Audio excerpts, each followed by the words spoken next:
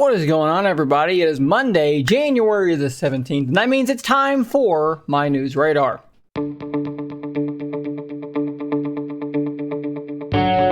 As some of you probably do know, I do own and occasionally use a Samsung Galaxy Tab S7. In fact, it's right on the table behind me because it just got One UI 4.0 Android 12, and we'll be talking about that in a later video. But today, what we're talking about is all of the leaks concerning the Galaxy Tab S8, the new version of Samsung's Android tablet. Now, there's a lot of Android tablets on the market, and some of them are in that cheaper bracket, but I feel like Samsung is the one that pretty much owns the premium iPad competitor realm when it comes to Android tablets. And we have a bit of information here from WinFuture. Now, this has been translated to English, so if there's some weirdness in here, you'll understand why. We have pretty much everything you want to know about the Galaxy Tab S8. The biggest thing, of course, is that they will be shipping with Snapdragon's 8 Gen 1 processor. So, of course, it's going to have the top of the line specs. The Ultra looks to have a 14.6-inch very high resolution 2960 by 1848 screen with, strangely enough, a notch in it, which we will talk about here in just a moment. 512 gigs of storage and 16 gigs of LPDDR5 memory. These things are going to be top of the line in terms of performance. They're going to be fast as anything out there. Now, the S8 Plus is only a 12.7-inch display with a slightly lower resolution, and then the standard S8 is smaller than that at 11 inches with an even lower resolution screen to match that. And of course, the S8 Plus and the S8 do not have the notches. Let's talk about those notches here real quick. So this is on leaks on Twitter. He tweeted this some time ago, but it's worth revisiting because this is pretty much what this thing's going to look like. This is what your Galaxy Tab S8 is going to look like. Now, when you're talking about the S8 Plus, just scale it up a little bit bigger, and you pretty much got the same thing. Now let's look at the S8 Ultra, and you can see down here in the corner, there is a notch which contains the camera module. I don't know why they're doing this. This is, to me, this is just like an Apple ripoff kind of thing. I have no idea why you would do this otherwise, other than to just try and look like an Apple product. But whatever, there it is. There is a big old notch in the display. Personally, I think the notch thing for Apple, a lot of people hate it. A lot of people think it's ugly, and I agree. I don't love the thing. However, just like why they put it on the new MacBook, if you see a screen with a notch in it, you know that's an Apple device. Like if I'm using most phones, like let's grab my Pixel 5 that's sitting here. If someone walked up behind me and saw me using this display, they might not have any idea what kind of device I'm using. However, if they see a big bathtub notch in the top of it, they're reasonably sure that is, in fact, an iPhone. And that's smart by Apple because people want to be seen using an iPhone or an Apple device. So putting that notch on your MacBooks makes sense. Samsung doing it doesn't make sense to me. I just think it's a weird thing to do on a device that really should stand on its own as being good looking without the notch. Top end specs, it's thin, it's got a great display, it's going to have a host of accessories, just like what you've got on the other devices, right? I've got my little cover back here that hides the pen, which the pen is still a thing, obviously. You've got your keyboard type cover case, which is actually really, really good as well. You don't need to do this stuff. You should be able to stand on your own, but I digress. That is what the S8 and the S8 Plus and the S8 Ultra is going to look like. And alongside those bigger and better displays, the battery gets bigger, right? So we're looking at 8,000 milliamp hours up to 10,000 and then up to 11,000 milliamp hours. As that device does get bigger, the battery does get bigger as well. But looking at the pricing here, going all the way up to 1,220 euros for the S8 Ultra. Of course, translate that to whatever currency you do use. These things are not going to be cheap. So let me know what you think about these devices. Is this something that you think about using? The fact that they have DeX, so a proper full desktop environment as an option if you want to use it like a laptop. Does that intrigue you? Do you care about Android tablets at all? Does anyone care about Android tablets? It's hard to say. Let me know in those comments. Some of you guys probably know that I recently purchased an Oculus Quest 2, and I've been quite enjoying that device, in particular, some of those boxing games. A lot of fun.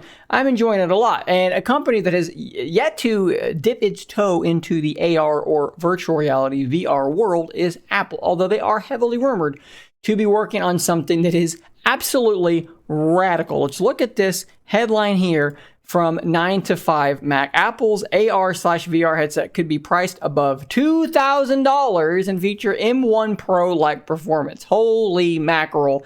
Could you even imagine them put this? Of course, this is a mock-up here, but could you imagine a $2,000 Apple headset? Absolutely crazy. So let's take a look here at some quotes here from Mark Gurman, who kind of is like the Apple guy, right? We got some quotes here to read. So, quote, Apple typically charges a bit more than its competitors for products, locking in margins that have helped it become one of the most profitable consumer electronics companies ever. The new headset won't be an exception, but the main reason why the company has discussed price points above $2,000 is because of some of its internal technology. So let's translate that here real quickly. Apple knows they can charge a lot of money for their products, and they can. Didn't they sell like a set of wheels for a MacBook for like hundreds and hundreds of dollars or something crazy like that? It's Apple. They know they can do it. They know they can charge you out the you-know-what for stuff, and people will still pay for it. However, Mark is saying this thing actually is going to be worth a lot of money because of the technologies included in it. Let's keep moving forward. He says, quote, I'd expect 2 processors inside the device, including one on par with the M1 Pro, which is currently in the MacBook Pro. So that would be on a level stratosphere higher than what Oculus Quest 2 is. Oculus Quest 2 is basically running smartphone chipset. This is something that will be running a full-fledged MacBook Pro chipset. Totally radically different.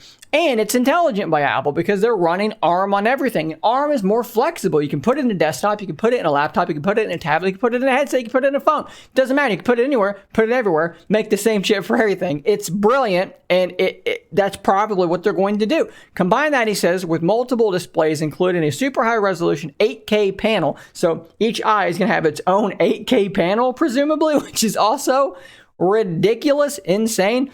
Interchangeable prescription lens option, which is important because if you're someone like me who can't see for garbage, you put on your headset, you can have your glasses on because you can't, it's blurry without my glasses on. So I gotta wear them. So they're talking about an option to get your prescription in the lens, so no glasses required. That's pretty cool.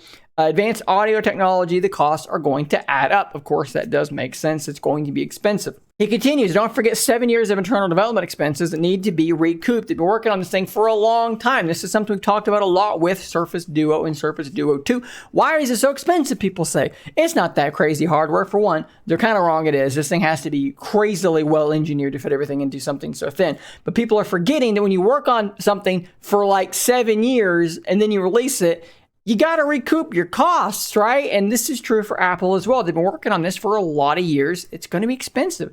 The main reason for going, he continues, with an M1 Pro over an M1 isn't CPU speeds. It's the need for more advanced graphics. As you know, the M1 has an 8-core GPU. The M1 Pro has 14 to 16 graphical cores. And that would indicate, of course, gaming is something that is very much on Apple's mind. One more quote here. Gaming should be a strong focus for this machine, especially given that it will have multiple processors, a fan, extremely high resolution displays, and its own app store. Look for Apple to position the device as a dream for game developers.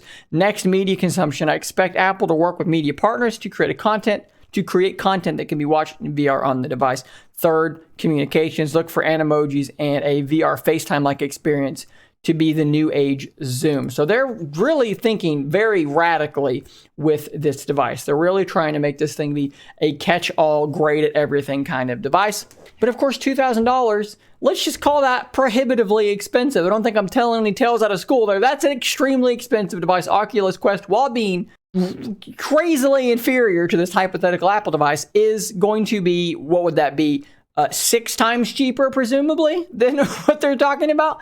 That's a colossal difference. That's colossal. So like in my family, my little brother has an Oculus Quest. I think my nephews might have 2. My mom is about to buy one for my stepdad to have some exercise. I've got one. This is not going to be the case with a $2,000 headset. It's just not. Like, this is something that only a select group of people are going to be able to afford or are going to want to own. And when you're talking about stuff going around like the metaverse and all this stuff, look, this is cool, but this is not what's going to make VR mainstream, because $2,000 is not mainstream. I would love to know what you guys think about all this down in the comments down below. Is Apple out of their minds to shoot so high? Would it have been more intelligent to maybe let's pull the ambition back a hair and make a really good headset instead of something that no one can afford? So we actually just talked about Google's rumored Pixel Foldable. I don't know why that was so difficult for me to say, but my brain had a major short circuit trying to say those words. And we have more information about it now via 9 to 5 Google. Google's Foldable might be called Pixel Notepad, which I quite like, and may cost less than the Galaxy Fold. So what we talked about was the fact that, and they're kind of talking about this here, is that in Android 12, I believe Android 12L, you can see some graphics showing a SIM being inserted into a device. And the device that they show in one of these looks like this. And it is only right to assume that that means that the Pixel Fold is going to look a lot like the Oppo Find N, which I believe they've got a link to a picture here. Let's scroll down. Wider, shorter, right? So that the cover display is that instead of super narrow and tall. And I said in my video, if you missed this last news radar, go watch that too, because I'm not going to rehash any more than this. But that looks really great. And I would love for Google to release a device that looked like that. But talking about this thing being called Pixel Notepad, which I really do actually like the name of, because it just makes sense to me. You open this thing up and it looks like a little notepad. It's just brilliant. And that kind of does, again, push us into that mindset of Surface Duo, which looks like a notepad as well. I don't think that the Z Fold looks like a notepad, because you open up, it's like a single sheet of paper. This thing being wider, split screen apps are going to be much more useful on it. And Android 12L is really leaning heavily onto split screen multitasking. Of course, Google's going to make a device that's going to be better suited for split screen multitasking. Just makes sense. So Pixel Notepad, and then apparently the rumors are, according to 9 to 5 Google, what they've heard is that it's going to cost less than the $1,800 Galaxy Z Fold 3. So everything is coming together for me in terms of this Google Foldable. The price might be right. The form factor might be right. Running Google software. Now, yes, we do need to know how the price is cheaper, right? Is it cheaper because it's worse? Is it cheaper because the components are going to be inferior to what we have in the Z Fold? If that's the case, then maybe the cheaper price isn't an advantage. Maybe it's an admission that it's lacking some quality, right? Samsung has had multiple years now to get this right. Their hinge is fantastic. Their displays will probably be the displays that Google uses. Let's be honest, they'll probably just buy Samsung displays. But you know what I mean? Samsung has refined and refined and refined. This will be Google's first attempt. So to come out with your first attempt and be cheaper and be better, or even as good, might be a lot to ask. And last but not least, still on the Google front, they just released an update finally for the Pixel 6 and Pixel 6 Pro. Talked about this a while back, that the Pixel 6 and the 6 Pro, a lot of people are having a lot of problems with bugs, right? Lots of weird bugs going on. Fingerprint scanner wasn't great. Lots of issues with that device, and they were behind on their update cadence, right? Everything else had gotten another update. Pixel 6 and 6 Pro were behind. Well, turns out now they've got their update out here for January, and apparently it's fixed a lot of bugs for people. And I put this on Twitter. I said, can anybody verify improvements? And pretty much everybody said that it seems like things are going much better for them. A lot of people are saying that their connectivity issues are pretty much taken care of, significantly smoother. The fingerprint scanner is better, big improvements. So it appears, anecdotally, that the Pixel 6 and the Pixel 6 Pro, they have righted the ship. Google has righted the ship here, and they're back on track with a couple of great devices. I just wanted to bring that update to you guys as well, because, of course, I don't want to say something's broken, and then when an update comes out and fixes it, I don't mention it. Now you guys know. So, guys, thanks for making it to the end of today's News Radar. I'll see you on the next one, and until next time, stay nerdy, my friends.